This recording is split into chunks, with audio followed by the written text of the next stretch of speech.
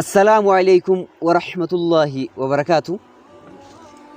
كبجمتوت هردفتوت سجنتا كنا كن سجنتا أدا وان هدو الرا برتن كان كيست أف إلالتن سجنتا سينك أبي سافي سينا علين قد تمن هردفتوت كن بغنا غان ويدن جتشا سجنتا كنا كان كيستي ijoollee lafaa dhufoo dhaloota qubee ta'an ijoollee dhaloota dhufaniif abdii gaarii ta'uu danda'an shabaabota kana wal isin barsiisu ta'a. Sagantaan kun dhaabbata dargaggoota Arrisaalaa Humaantii Seentar kan jedhamu godina Baalee magaalaa Roobee keessatti kan argamudha. Miseensota isaanii muraasa waliin dubbii bifa gaabiif deebiiftiin kan wajjin ilaalu ta'a. Hordoftoota keenya isinis aga dhuma sagantaa keenyatti nu wajjin turaachuun ammoo asirra dhaamsa keenya jechaadha. Kallattimaan gara sagantaa keenyatti isin seensisna.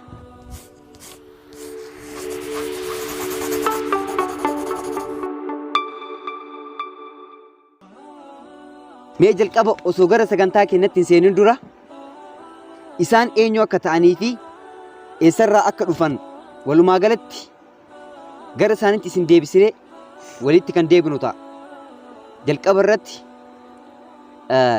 isaanirraa eegalla. Isaan eessaa akka dhufanii fi maqaa isaanii kan nuuf ibsan ta'a. Booda walitti kan deebinu ta'a. Assalamu alaikum warahmatullahi wabarakatuh. Egaa akkuma beekamu maqaan kiyya Miftaahuddin Saanoo jedhama. Kana ani itti dhaladhee itti guddadhe immoo tun asuma magaalaa Roobee jechaadha. Akkuma namni baay'een beeku. Egaa galatoomii bismillah salatu wassalamu ala rasulillah sallallahu alaihi wasallam. Maqaan kiyya Ismaa'il Abdul Jabbaar jedhama. Kan itti dhaladhee guddadhes asuma Baalee magaalaa Roobeeti. Manni barumsaa an barataa jiru yeroo ammaa kana qormaata kutaa 12ffaa fudhadhee geessee jira. Gara yoo rabbi jedhee gara yuunivarsiitiitti deemuuf ta'a. Yeroo hin qabneef kallattimaan gama isaaniitti aanutti isin dabarsa. Bismillah assalatu wassalamu ala rasulillahi sallallahu alaihi wasallam.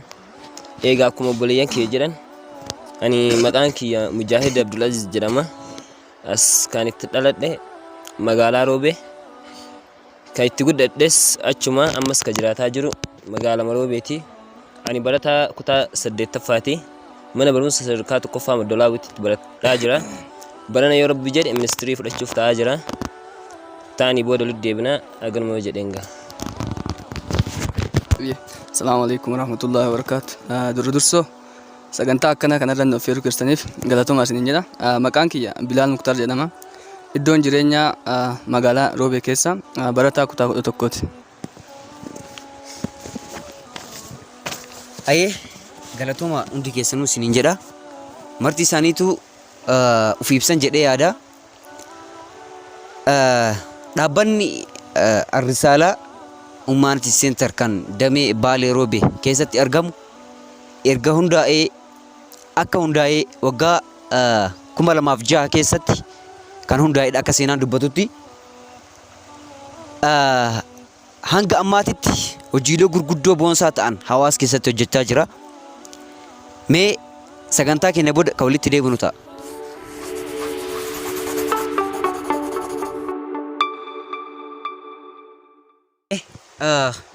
Gaafiin akkas jettee jedhan amantoota addunyaa keessa jiran keessaa amantii gaariin kan qur'aanaan hoogganamu amantii qulqulluu amantii islaamaa qabattee islaama ta'uu keetiif gammachuu akkamtu sitti dhaga'amaa jedha gaafiin kan walitti deebinu ta'a.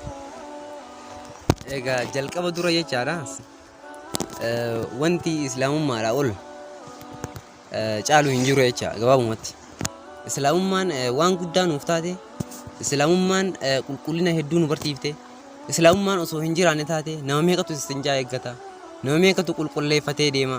Mee yoo namoota biraa namoota amantii biraa qaban yoo kan ilaallu ta'e wantoota hedduu irraa hubachuu dandeenya jecha waan kanarraa. Kana jechuun ammootuun fakkeenyaaf namni salaatuudhaaf guyyaa keessatti gita 5 ol udaataa jecha. gidda shan yoo wayita dhugaatu qulqullina akkaan bareedaadha jechuudha. Namni gidda shanii ol qaama isaa luka fuula harka isaa ka dhiqatu guyyaa keessatti gidda shanii ol jecha. Kunummaanii jalqaba irratti qulqullina sadarkaa jalqabaati jechuudha. Yoo fakkeenyaaf amantii biraa ka fudhatan taate galgalayyuu osoo kan hin dhiqatin rafullee baay'eedha jechuudha. Kana jechuun ammoo tun islaamummaan qulqullina irratti taate wantoota hundarratti jechaadha. Wantoota hedduu nu barsiifti jechuudha. Kanuma mee gabaabumatti sa'aatiin deemaadha waan ta'eef. Ayyee deebii isaa kana fakkaata. Mee akkuma gaafii isaa isaaf dhiyeesse keessatti jechuudha. Amantoota addunyaa jiran keessaa qabataman akka seenaa dubbatutti amantiin islaamaa kun amantii gaariidha jedhama. Amantii kana qabachuu keetiif maaltu sitti dhagahama? Amantiin kunuun siif maali? Hayyee guddaa galatoomi. Hedduu gaafii bareedaadha. Amantiin Islaamaa ibsuuf hedduu namatti ulfaata. Amantiin Islaamaa ana biratti amantii dukkana keessaa ifatti nu baase. Amantii wallaaluma keessaa, jaahilummaa keessaa beekumsatti nu baase. Silaa amantiin Islaamaa hin jiraatinii dhalachuu irra garaa haadha teennaa keessatti osoo hafnee wayya jedhaan.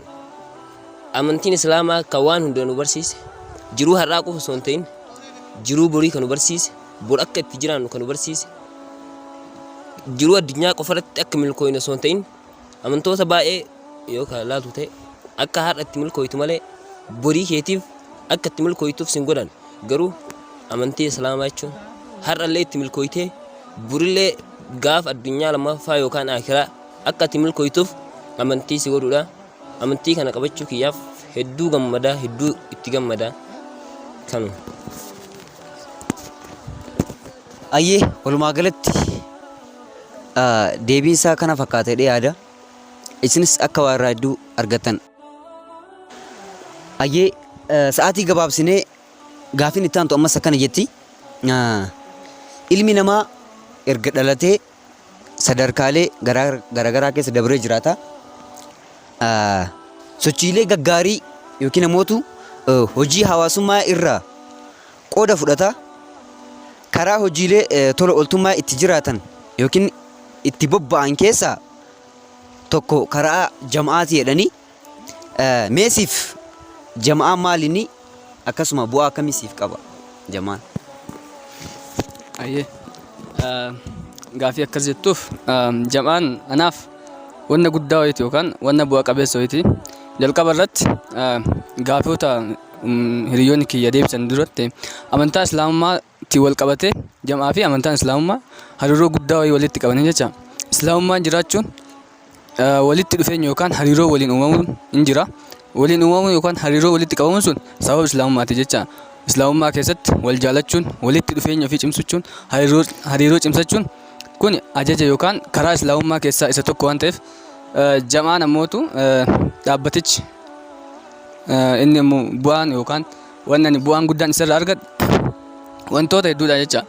Osoo gama jamaa kana dura hin dhufin wantoota hedduu yookaan ammootu ilaalcha ija nama dura dhaabadhee haasa'uu, namoota afaan keessatti yookaan namoota walitti afaanitti walitti haasa'uun yeroo jamaa hin dhufin kana duratti baay'ee na rakkisaa ture jecha. Akkasuma nama baay'ee dura dhaabadhee haasa'uu fi wanta fedhii kiyyaasan nama dura baay'ee waan qalbiin tiyya yaaddisan yeroo sanitti ibsachuu wayitee gama jamaa kana hin dhufin wanta baay'ee na rakkisaa ture jecha. Haa ta'u garuu gama jamaa kana dhufee jennaani wanta baay'ee muuxannoo baay'ee asirraa argadhee wanta baay'ee asirraa argadhee ifin hagammaatti gama nama aangoo wayii dhaabbatichi kana keessaa qabu irra gahee muuxannoo guddaa kan naa dabarseedha jecha gabaabumatti. Ayyee siif mee jamaa maali? Bu'aa akkamii siif qaba? Bismillahirrahmanirrahiim. Kabajamtoota hordoftoota keenyaa walitti deebinee jirra. Gaafiin naa dhiyaates kamisaatii wal fakkaataa. Siif jama'aan maa inni jedheera. Kun obvious beekamaadha. Jama'aan anaaf waan guddaa wayiiti. Yeroo jalqaba gara masjiidaa dhufu ani yeroo xiqqaa ta'eeti. Yeroo gara masjiidaa hamzaa dhufu yeroo akkas ji'a lama ji'a sadii akkas tattaa'ee bakka guyyaa wahii jamaa dhufe. Kilaasii makana zim jedhee waanummaa isaa iyyuu hin beeku ture. Isin yeroo dhufutti kilaasiin yookaan golli jamaa risaalaa kun anaaf haarawaa ture takkaa kana dura nagarree yeroo argutti sila shabaabni akkanaa eessaa walitti qabame sila ijoollee manuu waliin oolluu miti sila eessatti dhufanii akkanatti qophii qopheessuu danda'anii jedheen ajaa'ibaa ture. Yeroon ajaa'ibaa turetti garuu akkasumatti torbaan itti aantullee akkasuma dhufa fudhadhee baqa dasna jedhuu jalqabe. Eega dasna jedhuu jalqabe torbaan 3 booda 4 booda ji'a tokko booda akkasumatti eega dhufaa ture amma garee keessa seene garee keessatti hojjechuu jalqabe. Garee keessatti eega hojjedhee qophii qopheessuu jalqabe. Yeroo qophii qopheessutti sodaadha ture. Garuu eega gabaabumatti dhumarra yeroo jamaa kana keessa ji'a 5 ji'a 6 akkana ture. Konfidansii yookiin ofitti amanamummaa wahii argadhee ture jechuudha. Yeroo ofitti amanamummaa argadhu kana abbaa fedhe amma isteejii namni ana qofaa miti iyyuu namnummaan fedhee risaalaa keessatti qophii akkanaa qopheessaa ture. Isteejii fedhe yookiin fuuldura namaa tokko yeroo dhaabatetti sodaa takka malee rifannoo takka malee waan barbaade yaada isaa san ibsachuu danda'a. Risaalaan jechuun waan guddaadhaanaaf waan guddaa siif gootii waan guddaa siif gumaachitii kan namni gumaachuuf caala gumaacheessitu caala. Yeroo jedhutti amma yeroo amma namni tokko fiicharii isaatitti yeroo deemutti namni tokko ka mootummaa ta'uu deemutu jira. Ammallee ka bulchaa gandaa ta'u akkasumatti ka waa hoogganuuf deemu jira. Hooggansa kana yeroo koree risaalaa jamaa keessatti taatutti hooggansa kana asumarraan barattee waan akkamitti akka hoogganan akkamitti seera kamiin akka hoogganan amiirallee yoo taate jechaadha akka itti biyya tana bulchanii akka itti qabanii deeman maraan baratte jechuudha. Yeroo kanatti ammootu bu'aan kama gartaa bu'aa risaalaatu sii dhufaa jecha. Kanaafuu bu'aan risaalaa waan himamee dhumuu miti jechuun bu'aa hedduu namaa kenna akkasuma bu'aa barumsaa ta'ee bu'aa barumsa diinii barumsa idilee akkasuma fuuldura namaatitti qophii sagantaa barbaadan dhiyeessuu waan guddaadha jechaadha. Amma yeroo waan hin dhaqqabsiifneef gabaabseetuma himaa. Kanaafuu risaalaa bu'aan isaa hin dhumatu waan guddaa naa gumaachee jechuu barbaadeeti gabaabinaan kana fakkaata. Hayyee kabajamtoota kennaa waa hedduu kaafnee hangammaa turtiichi wajjin goonetti akka isinis mana keessan teettanii daawwachaa jirtan abdii qabna. Mee ammas gama keessan isin haa deebisu akka dhuunfaattis yookiin immoo akka hawaasatti bu'aan jamaan fide hawaasa keessatti maal gabaabsiiti? Kuni beekamaadha. Keessattuyyuu naannoo jamaan keessa jiru sana keessatti jechuudha yookiin dhaabbanni risaalaa naannoo keessa jiru sana keessatti dhaabbata seeraan wanta gurguddaa hojjetaa turedha jecha. Fakkeenyaaf masjida Hamzaa keessatti yeroo Ramadaanaa laayitii garaagaraa wantoota ifaa wal qabatan wantoota garaagaraa galchee akkaan hawaasaaf dhiyeessee akka hawaasni gufuun nama hin tuqnetti uummata qarqaaraa ture jecha. Sanirratti kabiraa ammootuun yeroo uummata namni hiyyeessi hin jira ka qalatee nyaachuu hin dandeenye yeroo gammachuullee jechaadha yeroo iidaa wantoota akkasaniin birrii namumarraa walitti funaanee uummata kana qarqaaree akka uummanni kun hamileen isaa hin tuqamne. Keessattuu uummata hiyyeessaa. Uummata akkasisaniin Ramadaana keessa jechuudha. Jecha wantoota akkasisaniin illee qarqaaraa ture. Kana jechaan jamaan dhaabbata wanta ajaa'ibaa wanta gurguddaa magaalaa kana keessatti hojjetaa turedha. Hojjetaallee jiruudhaan mallee jechaadha. Akkasuma namoota baay'ee illee qaree gara wantoota garaagaraatti namoota kaayyoo hin qabne namoota duraan barumsaan dandeettiin isaanii laafaa ta'e akkasuma namoota wanta maraaniyyuu laafaa ta'an jechaadha. Kan amma ammootuun sadarkaa gurguddarra gahan kan qaree baaseedha jecha. Nama kaayyoo hin qabne gabaabumatti kaayyoo itti gochuu danda'ee jira jechuudha. Kuni ammootuun bu'aa guddaa uummata islaamaa keessatti akkaan barbaachisuudha. Kanaaf gama tokkoon jamaan kun illee jabeeffamuu qaba. Kanuma waan ani jedhu gabaasee. Meesiif jamaan bu'aa akkamii hawaasa keessatti fide qabatamaan jechuudha gabaabsiiti. Galatoomi. Gaafiin kiyya bareeda. Akkuma ati jette jalqabarraa yoo kaase ani akkuma obboleessi kiyyeef kaase naannawa masjiida Hamzaa jiraadha.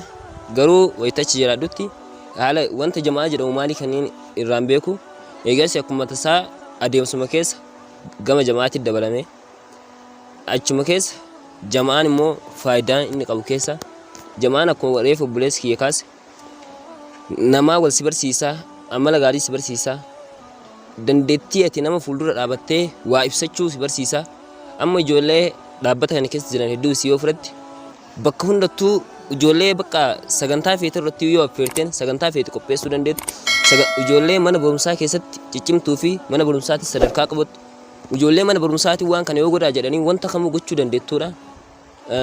Ana qofa osoo hin ta'in akka hawaasaatti immoo dhaabbanni kun akkuma obboleessi kiyya kaase ramadaana keessa wantoota garaagaraatiin ramadaanaan alattis hawaasa naannoo san jiraniif keessattuu ijoollee dhaabbata kanarraa maddanii amma biyyoota ambaa keessa jiranirraa jara deeggarsa gaafachuudhaan namoota naannoo san jiraataniif deeggarsa guddaa godhaafii tures ammas godhaafii jira.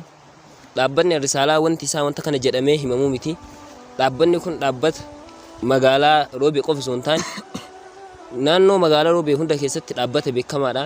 Dhaabbata qofa osoo hin taane ijoolleen dhaabbata kana keessa jiran immoo ijoollee bor biyyaaf waa hin gootu jedhanii akka magaalaattis abdataniidha. Ani immoo wanta ajaa'ibaa wantaan dhaabbata kanarraa fudhadhe keessa dhaabbanni kun haala hooggansaa guutumaa guutitti osoo mana barumsaatu dhaquu baattee guutumaa guutitti haala hooggansaa si barsiisa. Ani amma jalqaba irratti yeroo dhaabbata dabalame awwala miseensa ta'ee dabalame eegas koree marii koree daawwaa koree barnootaa waa hedduudha ture garuu bara 2015 jalqaba irratti koree boordii ta'uudhaan dhaabbata kanaaf filatamee ture. Achi keessatti immoo wantoota hedduu wanta qara bakka hin ta'a jedheen eegi wanta hedduu irraa baradhe dhaabbata kana immoo kana jedhanii ibsuun wanta hin danda'amne. Wanni ati isaa gumaachite osoo hin ta'in wanni inni si gumaache miliyoona lakkaa'ameen dhumu kanuma.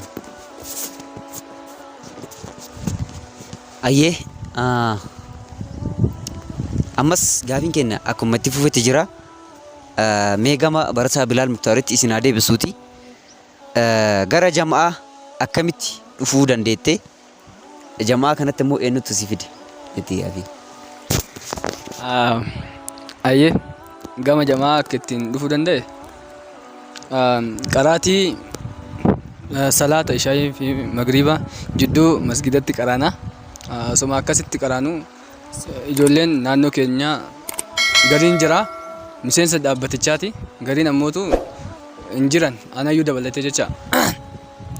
San booda hiriyoota kiyya keessaa gariin gama dhaabbatichaan deemanii san booda gaafadheeni jamaa deemnaa wayitee maraa naan jedhanii gara ji'a tokko osuma jirra akkasiin na yaaman hin seenne kana wayitee san kutaa torbaamee qabaradha bara 2009 miseensa seenee ji'a tokko ji'a lamatti garee keessatti ramadame san booda walaloo wayii yeroo jalqabaatiif achirratti barreessee hin dhiyeesse walaloo sanuu giddiidhaan waraqaan akkana godhata baay'ee sodaa guddaa wayitiin achirratti dhiyeesse adeemsa keessa akkasumatti deemee ji'a sagalaffaa akkasitti naannoo waggaa gara dhuma waggaa jalatti ammoo amiira garee wayii ta'ee hoogganee san booda amiira garee sanii ta'ee hoogganee akkasumatti deemee 2010 keessa koree naamusaa na godhanii waggaa lama moo maal waggaa tokko koree naamusaa irra ture koree kunuunsa naannoollee akkasumatti walitti qabee waggaa tokko irra ture san booda 2011 koree daawwaa ta'ee koree daawwaa dhaabbatichaa ta'ee ture miseensa wajjin san booda bara 2014 fi 15 amiira damee dhaabbatichi uumate keessaa damee abdii borii ta'ee hoogganaa wanta baay'ee seenaa baay'ee achi keessatti illee dabarsinee jirra. Miseensota keenya wajjin yookaan hiriyoota keenya wajjin gama dhaabbatichaatiin seenaa baay'ee dabarsinee jirra. Haa ta'u garuu ammatti amiira damee abdii borii waggaa yoo rabbi laaffise waggaa 4 kan itti fufaa jirudha jecha bara dabree fi 2013 fi 14 kan hoogganaa bahe anuma akkasumas 2015 kan hoogganuuf deemu illee kan hoogganuu hedullee anumaa jecha waggaa 4 itti qaxxaladhe rabbi naa laaffise. Inshallah rabbi si haa godhu.